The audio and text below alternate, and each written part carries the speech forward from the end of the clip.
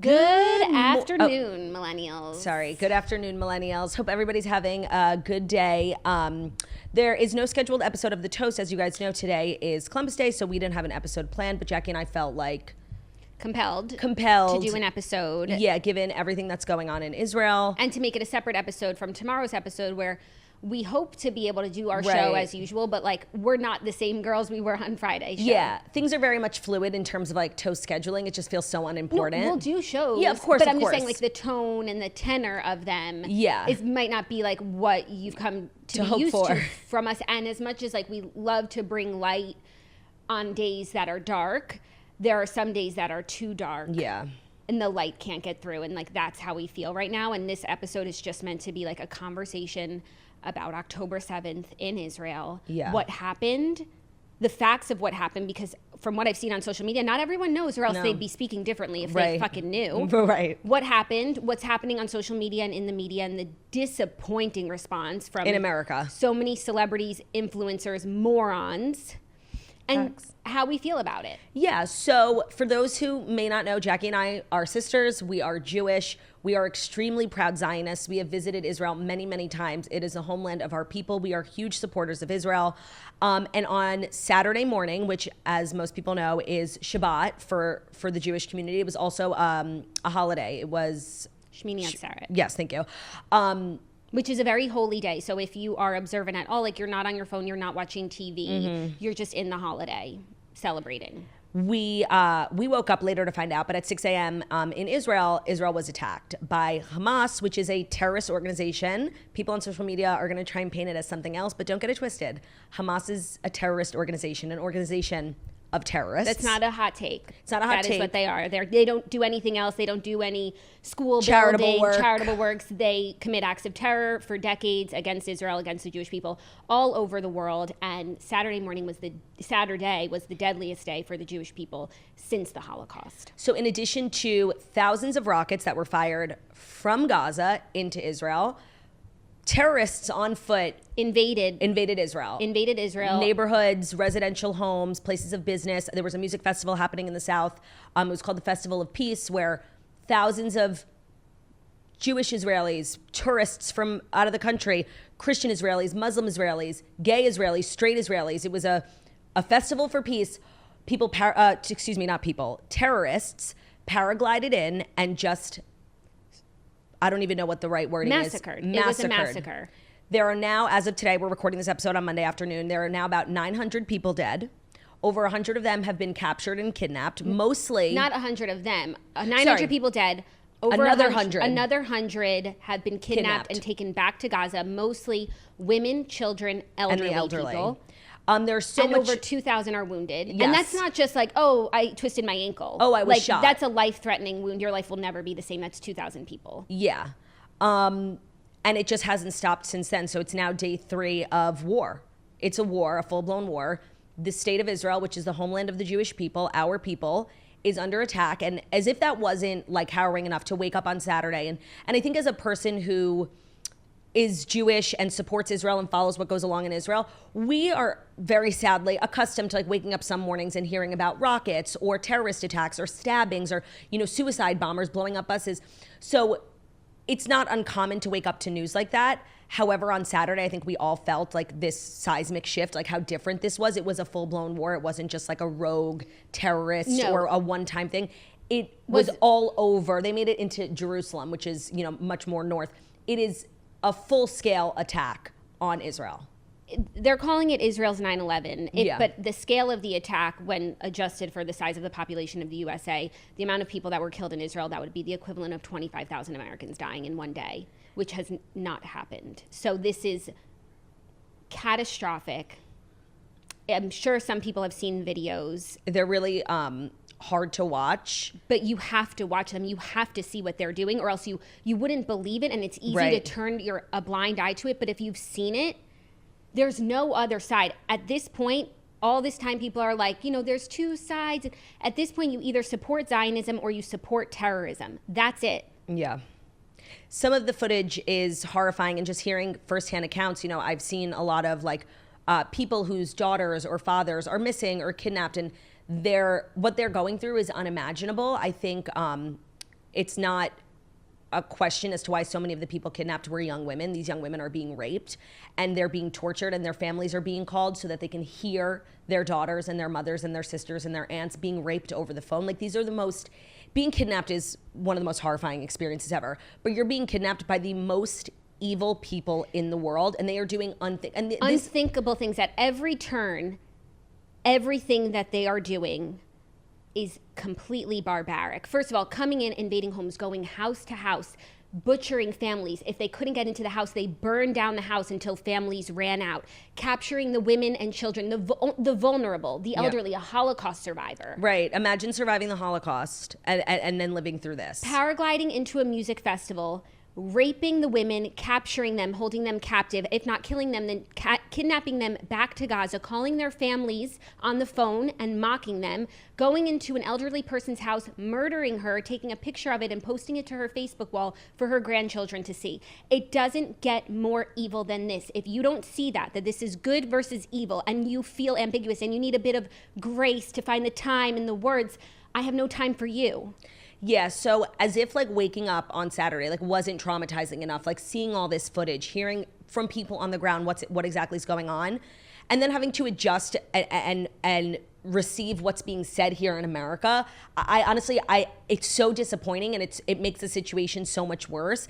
And the fact that there's this weird social media rule where like if you say I support Israel, I'm a proud Zionist, and I think in recent years there has been like an intentional campaign to make the word Zionist be a four-letter word. Like, you support Zionism, they're equating it saying you're a white supremacist, which is just beyond moronic, because I can't even get into how white supremacy, everyone in Israel is brown, so this is not like this is not a race thing, right? Especially when the terrorists, they're there to kill Jews. But they're there to kill anyone who stands for freedom. People don't even realize. And right now, that's Israel, but you don't even realize that's you too. Right. And the people who are advocating for Hamas, like, they're coming for you too. Israel is the only democracy in the Middle East. So I know that's kind of like just a thing people say, but like what it actually means is like if you're a gay person and you want to live in the Middle East, there's really only one option for you, and that's Israel. If you're a woman who wants to literally do anything and you want to live in the Middle East, there's only one option for you. So to live in a culture that's, that is so wonderful, where we love gay rights, human rights, just basic things, to see people who advocate for that being like, well, I need to read an article before, it's really complicated. It's really not fucking complicated. It's so disappointing, and I hate to put so much emphasis on like what I'm seeing on social media because it's so unimportant, but it's not. No, because it's twofold, and it's a twofold war. It's like the war on the ground, and then our reaction to it, the war for public opinion, and the thing is, like, these things matter. And I at the end of this, we'll talk about how people can support Israel and like what can they do. But just supporting Israel, it means so much to your Jewish friends, but just to the cause in general. It should mean a lot to you. That it's not unequivocally like there was a terrorist attack. It was the most gruesome thing, like something out of the Middle Ages, like pillaging of villages, raping of the women, taking them as like war trophies, taking toddlers, parading them through the streets naked, raping them, killing them, and then literally tying their body to the back of your truck as some sort of symbol. And dancing on their dead, naked bodies. Spitting on them. The fact that it's not unequivocal that you're going to condemn it. Instead, we need time to contextualize first of all, if you want to go get your context, Israel is still right. But after you do that, there's no ifs, ands, or buts about this. If you want to talk about the history and who the land belongs to, it's still Israel. But if you want to go read some article that will convince you that it belongs to Palestine, which is a name that the land was called by the Roman Empire after they conquered it from Israel, you're right, it does always go back to the Roman Empire. The Roman Empire. The Roman Empire is they conquered the land of Judea from the Jews. They called it Syria, Palestina, and this has been happening ever since. And who called it the land of Palestine? The British. Right, it was a British mandate. So if you do want to go get the context, go ahead. Just make sure you get your facts straight. Right. But regardless of that, if you see what you saw, there is no justification or contextualization that makes anything like this relatively okay. And if you can't unequivocally denounce it, that was bad. But if there's a but at the end of your sentence, fuck off. Fuck off. All the way. You are evil. You are on the side of evil. All it takes is for you to see those videos and be a fucking human being to know that that's wrong. It has been enormously disappointing and actually really like scary to see the amount of people with platforms, the amount of people who, you work at Vogue. Like, these are people The girl with the boots. The girl with the boots. The girl who Kanye made fun of her boots. Yeah. They were fucking ugly, and she's the worst. Right. So these are people with enormous power, enormous platforms. These are people with responsibility to do the right thing. 70 student groups at Harvard. Like, it's and I feel like for a lot of times as a Jewish person who is aware of anti-Semitism, you really feel like you're shouting into a void. Like, we know academia is incredibly anti-Semitic. Like, there are so many instances of Jewish students feeling so incredibly unsafe on campuses, so many hate crimes. Not just feeling unsafe, being unsafe. So many hate crimes. Like, we know this, and I think unless you're in it, like, all of this sounds crazy. It sounds like there's no way Harvard, but like there is, and the Jewish community has been trying to tell you this for years, and you haven't been listening. And now it takes raping, it takes murdering, it takes kidnapping for you to open your eyes. Maybe, but it's so crazy that all of this, and it's not an unequivocal yes. condemnation of Hamas. Yeah, no, it's insane, and I have to say that I feel actually really proud. This part's like obviously going to make me cry. I feel really proud that like you and I are so like proud of our Judaism and our support for Israel, because I really feel like that is translated to the toaster community. Like, and I know most of our listeners aren't Jewish. We have a lot of Jewish listeners, and we love you and appreciate you. But the beauty of the toast is that it's really for everyone. Like, no matter who you are, what your religion is, like, you can enjoy the toast. We love you, you love us, and the support from the toaster community, and like the energy to think critically, and the energy to do research, and to not just believe what moronic celebrities with enormous platforms are saying. It brings great comfort to me, and it makes me feel really proud of the community that we've built. Yes. And it doesn't go unnoticed, and I just really appreciate it. And I think I'm even more incentivized, or what's the word I'm looking for? Activated to keep doing it, because it's rewarding to see, and it's just a small corner of the internet and of social media. Not that small, Turdy. Not that small, but I do feel like it makes an impact. Number 2 to smart list. And I really appreciate it. I really do. No, I appreciate it too. I've gotten so many kind messages. So many horrible messages. I hope all you Jews die and Hitler was right. All of that. But to me, that's less shocking than the positive. Than the outpouring of love, and just all of these toasters in the community who have learned so much from us, including learning how to go out and think for yourself and see and find information. But what's also crazy, it's like, yeah, the celebrities are morons. They post dumb shit and they regurgitate the same, weak graphic. What was it? And we need to make space. Yeah, right. We need to make space.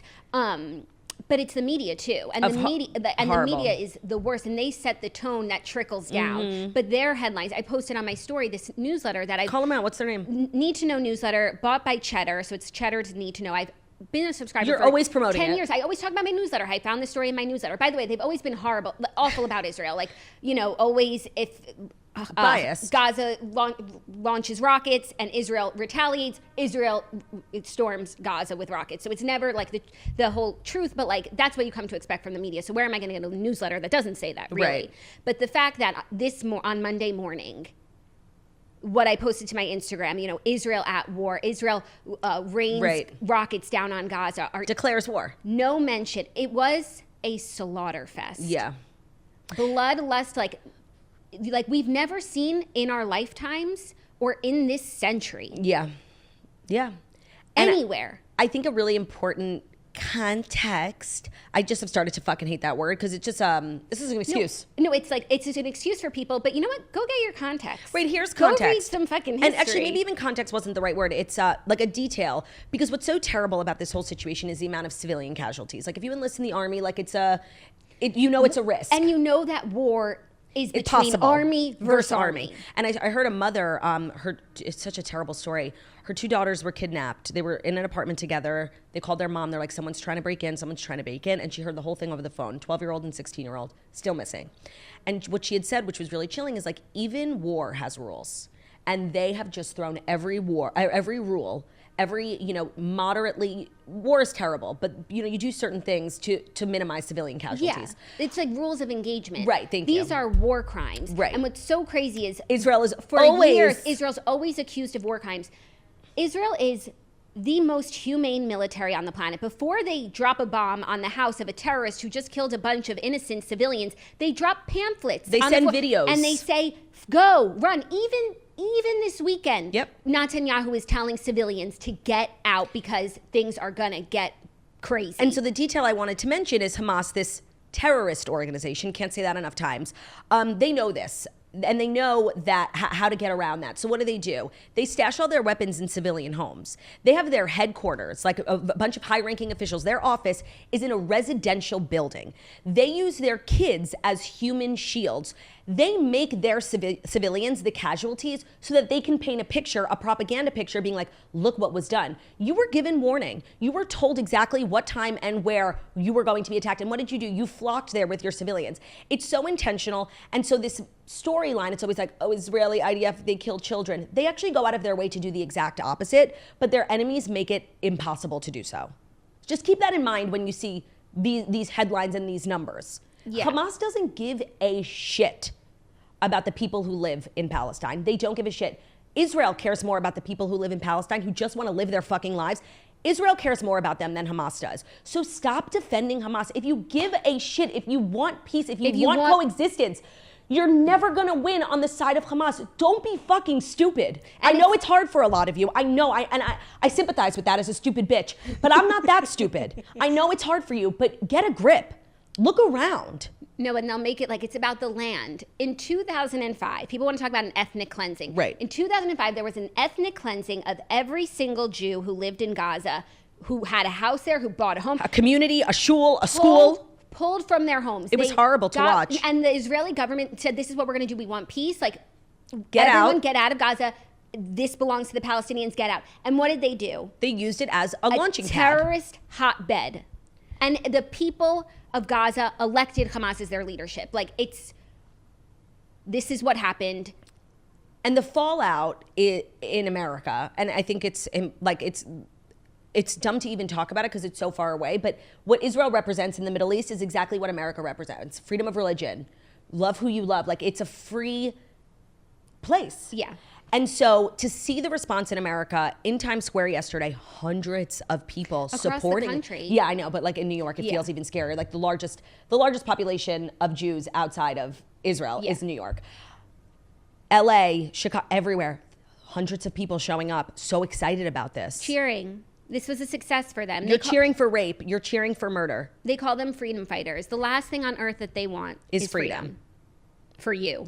It is imperative to support Israel as an American. Like, Israel is the America of the Middle East. And if you don't get that, then I can't help you. But it's as simple as that. Yeah. If you stand for women's rights, if you stand for gay rights, if you stand for human rights, if you value a human life, there is no choice here. And it's so hypocritical and contradictory that some people will go so hard for that in America. For one cause, can't even see how their cause would be treated by the people they're supporting. And I think another thing, and I don't subscribe to this notion of like social media activism. Agreed. I believe that you can really care about something and not post about it, and it doesn't mean you don't care, even if you have a platform. Like I don't subscribe to that notion. But that is the culture that we live in. Like, if you don't post X, you're marked as X. Well, here's how I feel about it is. But that logic doesn't apply to this. It doesn't apply here because I feel as if you are someone who uses your Instagram to talk about every cause under the sun, I'm hearing from you about the Ukraine, BLM, then this is your time then you have to post about this. Well, war has been waged. So when you do every cause, and then the Jewish one doesn't get the same energy, it makes you think, well, what is the root of this lack of energy? Right, and it's an egregious thing. And I feel like up until this point,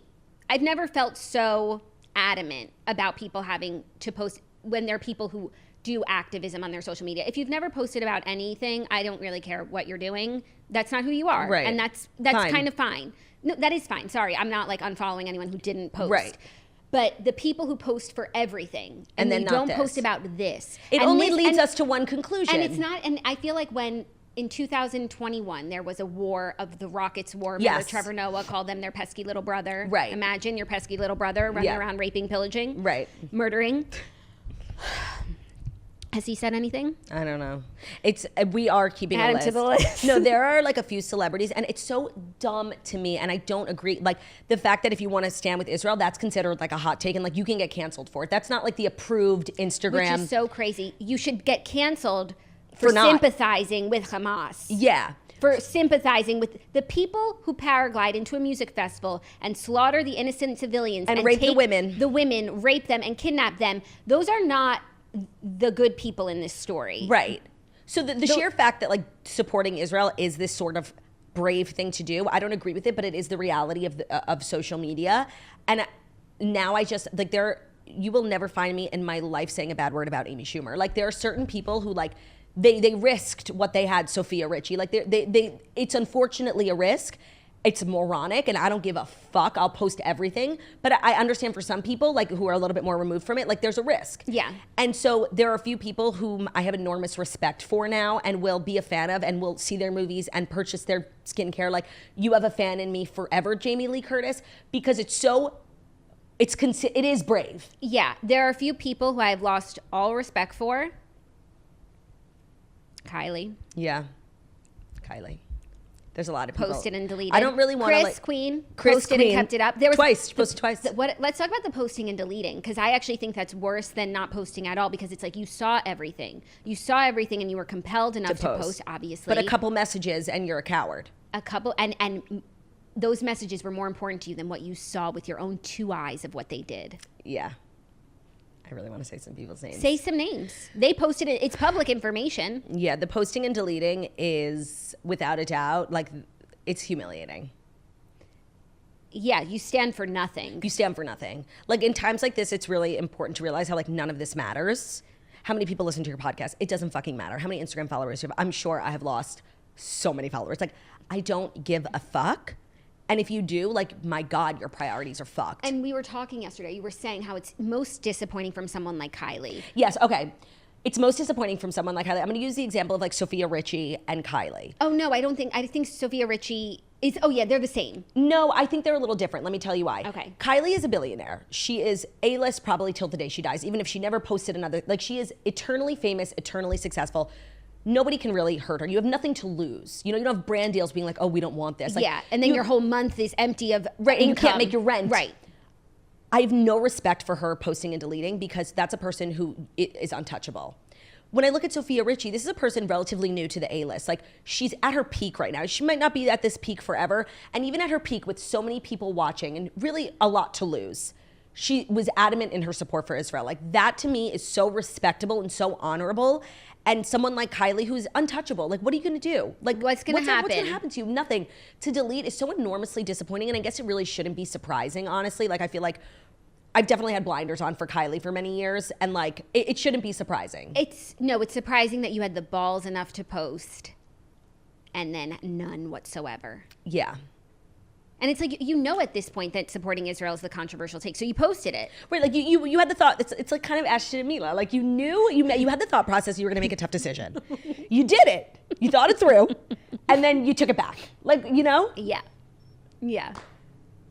Chris left her post up. And I hate that, like, it's so unimportant that, like, I'm putting value and stock in what's celeb. But it changes the discourse. It does. It makes an impact. No, especially in this situation where I feel like a lot of times when everyone's posting for a cause, it's like there is no other side. It's really. meaningless. You know what I mean? So it's like, it's what's the fruitless? No, what's the word? Performative. Yes. Because like, what is this doing? This is doing nothing. True. It actually, right. But this, when you post in support of Israel, like, it helps. It helps change tides. Like, to see, I feel like most people, if Israel isn't top of mind for them, they're not Jewish, they're not thinking about the Middle East all the time. Right, and they're not, like, up to date in Jewish history, and you just look at the media, like, you really could find fault with Israel. So then to see, like, people that you follow, that you respect, or even friends of yours, even if you don't have a following, just to see, like, oh, there's a lot of support for Israel. Maybe I should look into this. Right. No, it moves the needle. It moves the needle. It is so important right now.